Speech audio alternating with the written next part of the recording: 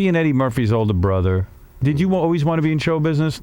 No. You didn't always want to be in show business? No, but we used to play a game when we was little. It was called This Is My Show. Mm-hmm. And what we would do is we would stand in front of the mirror, and whoever was in front of the mirror, the other one would push that guy. This is my show. And I push him out the mirror. No, it's my show. In a way, that's been your whole life. He became a superstar. Yeah, what were you doing? No, when we were playing that game, I was just playing the game. I wasn't even thinking about. He was for real. He was for real. Oh, he's always been for real, 100%. So what were you doing when he was, this 17-year-old kid going to the comedy clubs and getting arrested? I was different. Were you? Really? Were you in trouble with the law? Quite a bit, yes. Were you ever in prison, though? Nassau County Jail was as far as it went for me. Right. And I got my life together after that. Right. Did your brother help you with that? Like he made you a bodyguard? Not at all. What happened was this. When I was I think what I really think affected me the most was, when I was 10 years old, my father was murdered. Right. Okay? And I didn't realize it, but I guess it had an effect on me. I became, angry or whatever. Yeah, then we moved to a new town. Where'd you move to? Roosevelt. Oh, I lived in Brooklyn before that. Oh, I didn't know that. We moved to Roosevelt, and then, I was an outcast in Roosevelt because I was from Brooklyn. Right. So then, I banded together because that year, for some reason, there was a lot of people, like a mass migration of people from the city moving out to the island. Right. So we all became a crew. Right. All the new guys from Brooklyn. All the new guys became a crew because it was like, oh, yeah, you want to jump me because I'm from Brooklyn? Well, here's my boy from the Bronx, my other boy from Harlem. Right. Now jump us. It's a very tough neighborhood. Having grown up there, right. I certainly couldn't join any gang, but I would have in a minute had I been able to because I would have received some protection. I know what you mean. I was a guy who was needed friends, an outcast and also a dickhead. Did they ever catch your dad's killers? The woman that killed my father. Oh, it was a woman? Yeah.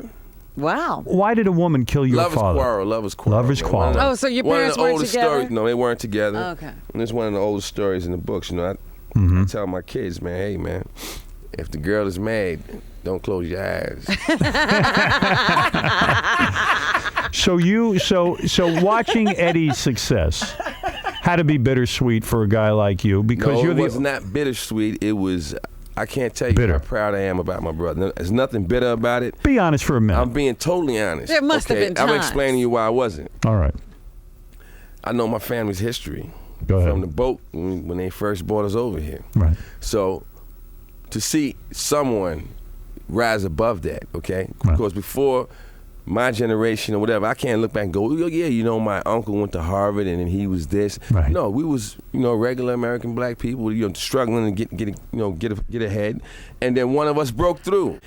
The first time I seen my brother perform on stage, the feeling that he gave me, I can still feel that feeling right now.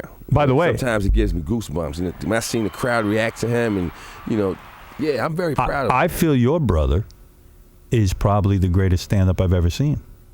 Now, well, I'm not going to disagree with you on that. And I've told Eddie that. But Eddie made you his bodyguard. In a way that... Well, when I came out the Navy, that's all I was actually qualified to do. I was right. When I was in the Navy, I worked in the boiler room. Right.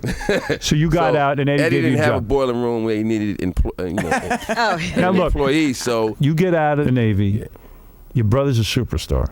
Superstar. You're the bodyguard brother, and everyone looks at you like, oh, man, he's just there because Eddie's giving him a job. I mean... I never went to my brother and asked him for anything. Nothing. He put you on salary. My brother put me on salary. He gave me a job. I didn't ask him to give me a job. Right. He asked me, do I want to work for him? Right. And all you got to do is hang out and protect Eddie.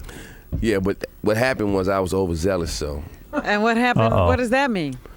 I was jumping on people for not laughing, Stuff. You better laugh. Did you start kicking some ass and everything?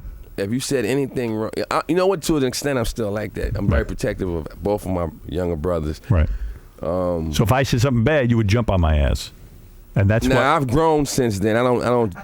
I can handle it with my mouth. So did they have to just talk? So did they have to call you aside and say you can't? Eddie sat me down one day and said, "Look, man, I really like having you around and everything. You're a good guy. Last night when you stomped that guy just because he didn't laugh." Right.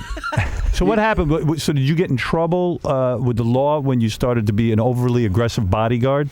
Yeah, man, it was some stuff that went down where, I had to leave L.A. for a while, as a matter of fact. Well, now you're getting some real fame. Oh, yeah. And people are recognizing. Real. People are recognizing that you're funny. So how did you make that move? How did you hook up with Chappelle, and how did you start being known as a funny guy in your own right? The way I hooked up with Chappelle had nothing to do with being funny. It was from the movies I had done. And the movies that I had done, I had been in comedies, but they always would hire me to be the mean guy. Right. And I kept going after that, but they was always casting me in comedy. So how bad could you really be looked at if it's a comedy? But I kept doing it, and it ended up with me eventually going to Chappelle.